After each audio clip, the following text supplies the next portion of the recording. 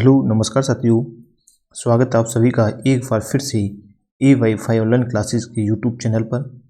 दोस्तों, आपकी ये मॉर्निंग में क्लास रोजाना होती है। भारतीय संविधान की आपकी टॉपिक वाइज क्लासें आपकी ये चल रही हैं।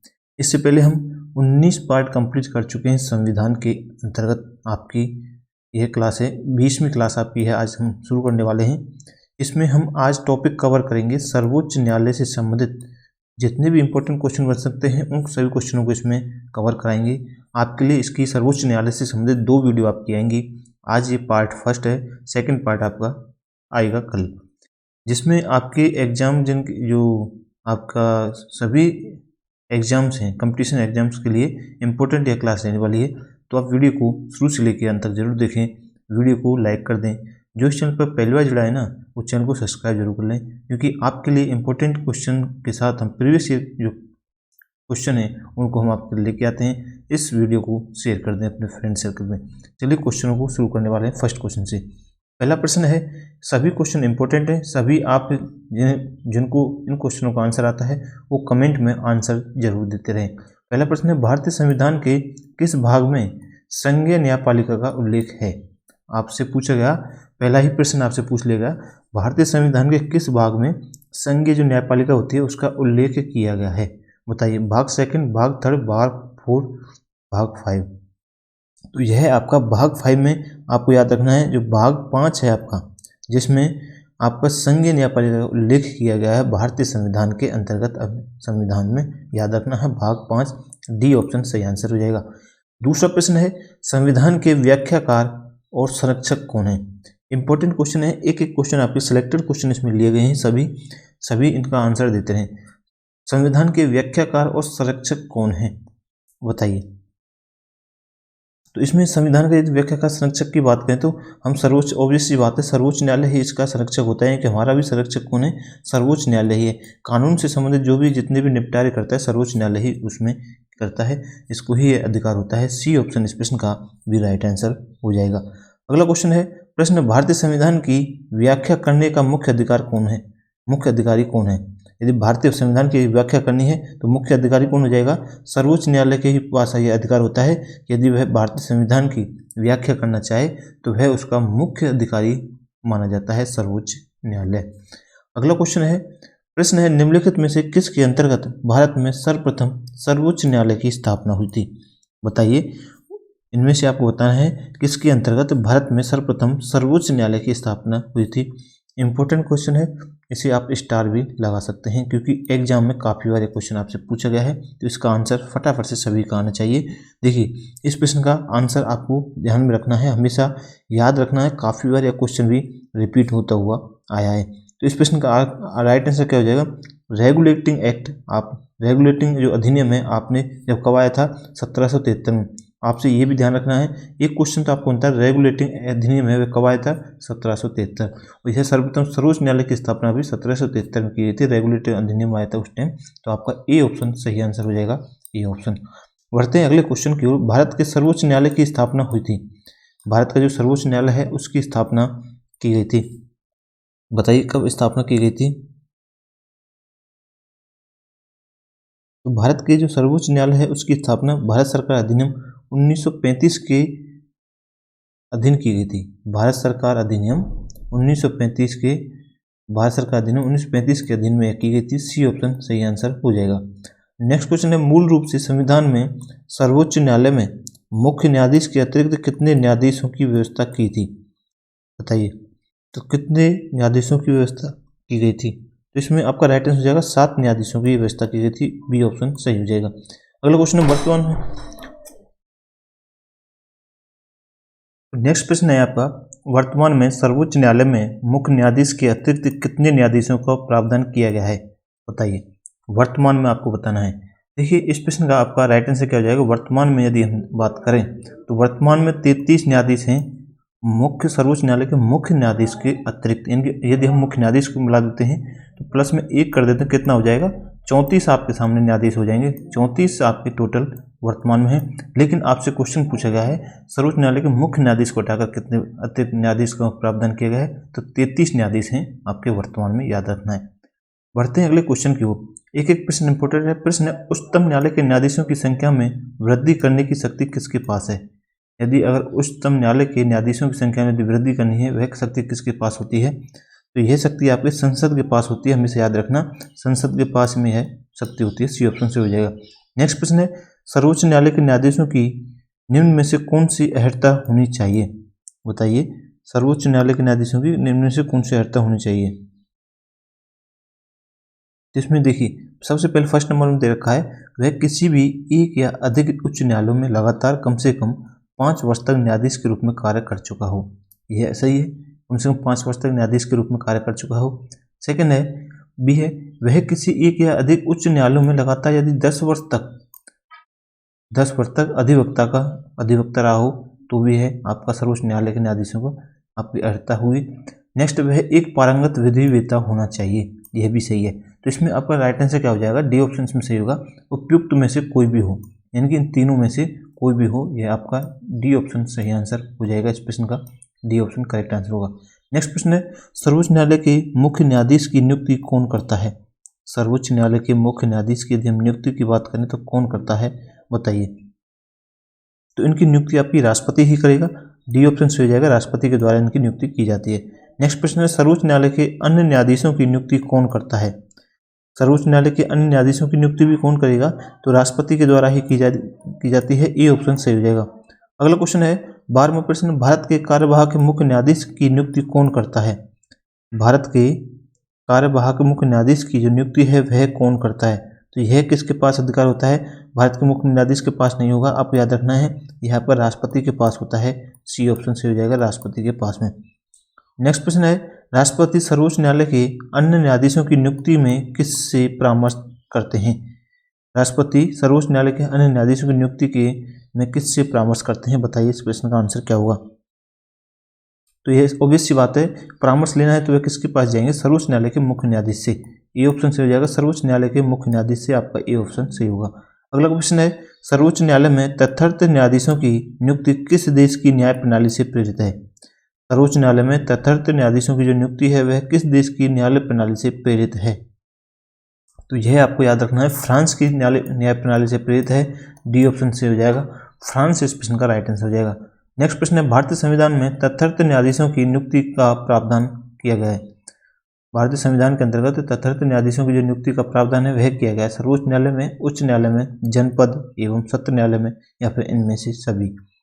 तो इस प्रश्न का आपका सही जवाब हो जाएगा इनमें से सभी में, इन सर्वोच्च न्यायालय में भी, उच्च न्यायालय में भी और जनपद एवं सत्र न्यायालय में भी किया गया। तो डी ऑप्शन इस प्रश्न का बिल्कुल राइट आंसर हो जाएगा। डी ऑप्शन सही आंसर हो जाएगा, डी ऑप्शन। अगला क्वेश्चन है, सर्वोच्च न्यायालय में तथार्थ न्यायाधीश की नियुक्ति होती है जब, कब इसकी नियुक्ति की जाती है? तो इसकी नियुक्ति कब की जाती है? तो इसकी नियुक्ति के लिए आपको जो न्यायालय के किसी भी सत्र में न्यायाधीशों का कोरम, जिसे हम कहते हैं गणपूर्ति के नाम से जानते हैं, नहीं होता है, तब सर्वोच्च न्यायालय में तथार्थ न्यायाधीशों की नियुक्ति होती है। इनके डी ऑप्शन आपका सही हो जाएगा, डी ऑप्शन। अगला क्वेश्चन है, सर्वोच्च न्यायालय में तथार्थ न्यायाधीशों की नियुक्ति कौन कर सकता है या किसके पास अधिकार होता है, आपसे पूछा जाए तो एक भी क्वेश्चन आपसे किसी प्रकार से घुमा फिरा पूछ ले, एक भी क्वेश्चन आपसे इन वीडियो से बाहर नहीं जाएगा। बताइए, इस प्रश्न का आंसर क्या होगा?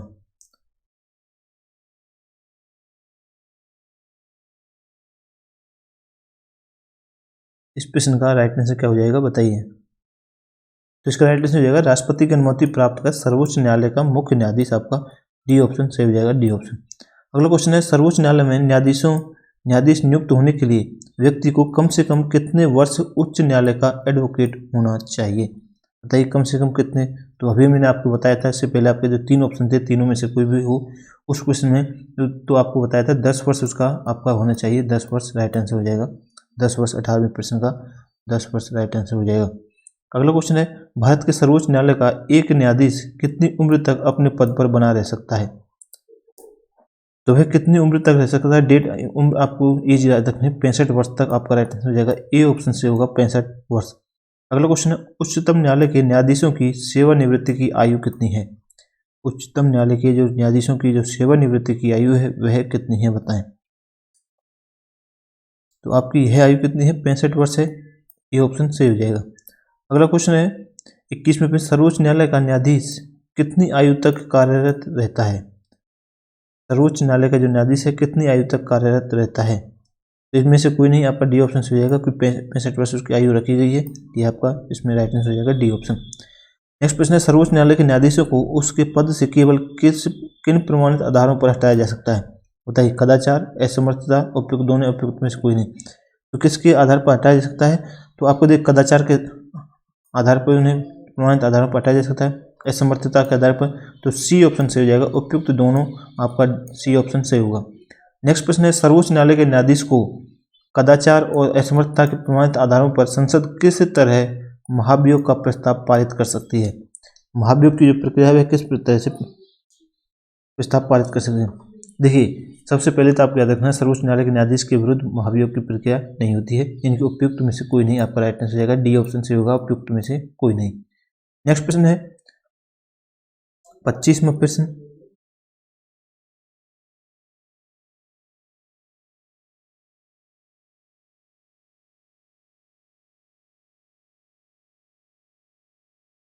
देखिए इसमें क्या होगा, 23वें प्रश्न का जो राइट आंसर आपका हो जाएगा, इसमें संसद के दोनों सदनों द्वारा अलग अलग अपने कुल सदस्यों की संख्या के बहुमत तथा उपस्थित एवं मतदान करने वाले सदस्यों को 2/3 बहुमत प्रस्ताव द्वारा से हटाया जा सकता है। महाभियोग इसमें लाया जाएगा तो आपका इसमें राइट आंसर आपका हो जाएगा सी ऑप्शन। इस प्रश्न का राइट आंसर हो जाएगा प्रस्ताव द्वारा, 1/3 बहुमत प्रस्ताव द्वारा आपका राइट आंसर हो जाएगा सी ऑप्शन। इनकी संसद के दोनों सदनों द्वारा अलग अलग अपने कुल सदस्यों की संख्या के बहुमत तथा उपस्थित एवं मतदान करने वाले सदस्यों के 2/3 बहुमत के प्रस्ताव के द्वारा, इसमें आपका राइट आंसर हो जाएगा क्या, ये आपको इस प्रश्न का सही जवाब हो जाएगा।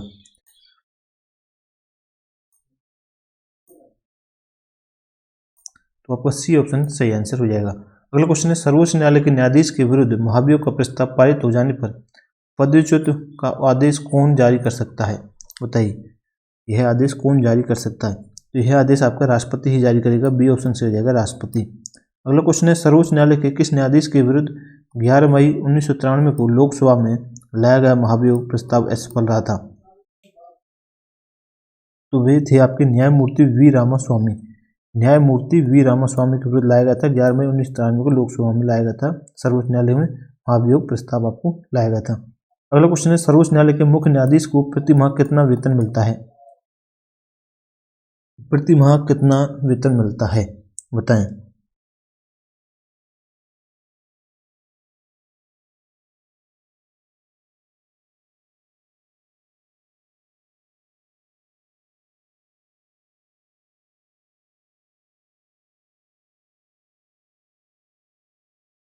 बताइए, इस प्रश्न का आंसर क्या हो जाएगा?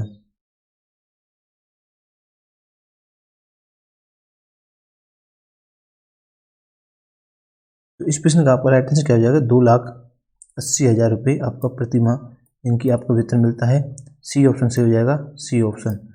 अगला क्वेश्चन है, सर्वोच्च न्यायालय के अन्य न्यायाधीशों को प्रति माह कितना वेतन मिलता है? तो अन्य न्यायाधीशों को कितना वेतन मिलता है?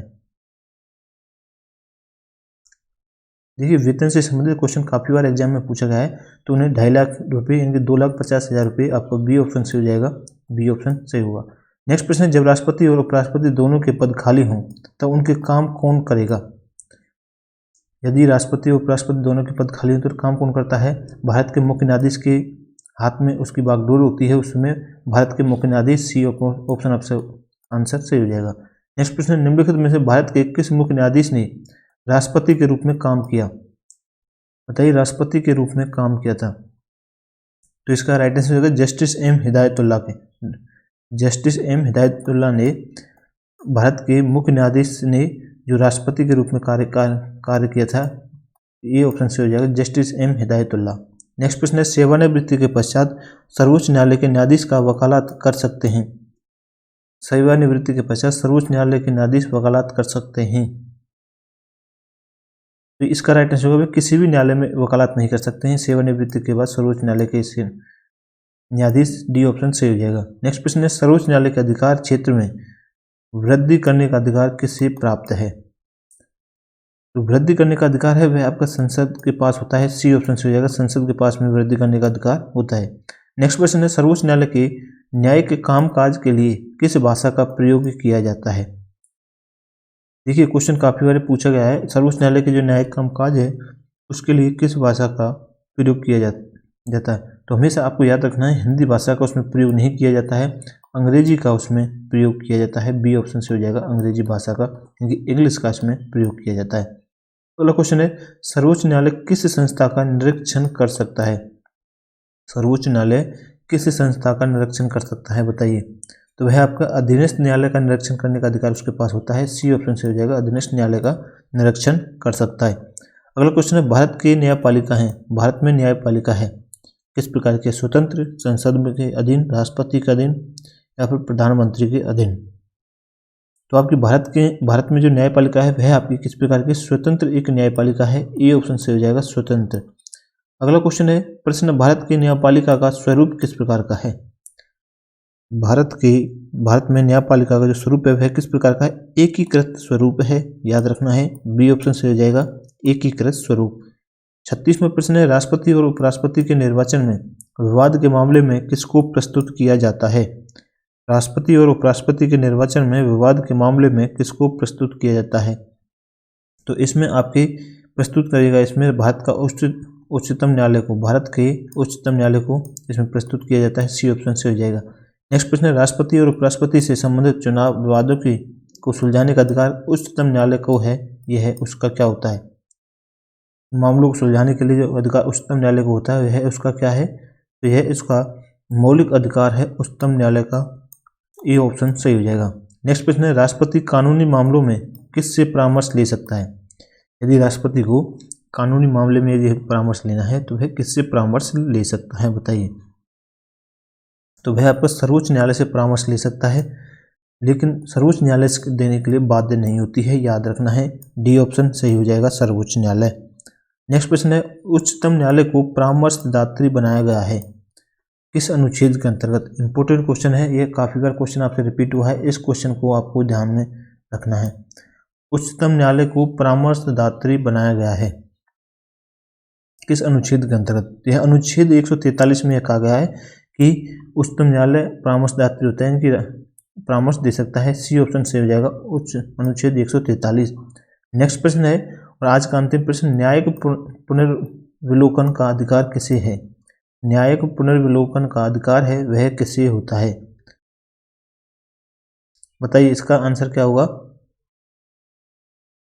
देखिए, ये क्वेश्चन आपके लिए इंपॉर्टेंट है, कुछ एग्जाम में काफी बार क्वेश्चन पूछा गया है। तो यह उच्चतम न्यायालय को यह अधिकार होता है। उच्चतम न्यायालय न्यायिक पुनर्विलोकन के लिए उच्चतम न्यायालय के पास अधिकार होता है। बी ऑप्शन सही हो जाएगा इस प्रश्न का। तो ये थे आज के टॉप 40 क्वेश्चन उच्चतम न्यायालय से संबंधित। कुछ क्वेश्चन आपके बचे हुए हैं जिन्हें आपके लिए नेक्स्ट वीडियो में मैं कंप्लीट कराऊंगा। तो आप वीडियो को लाइक कर दें, इस वीडियो को शेयर कर दें अपने फ्रेंड सर्कल में, और इस चैनल पर जो पहली बार जुड़ा है चैनल को सब्सक्राइब कर लें, साथ ही नोटिफिकेशन बेल आइकन कॉल कर लें। आपकी यह मॉर्निंग में रोजाना क्लास आपकी होती है इंडिया जीके के अंतर्गत भारतीय संविधान की, टॉपिक वाइज आपकी क्लासेस चल रही हैं।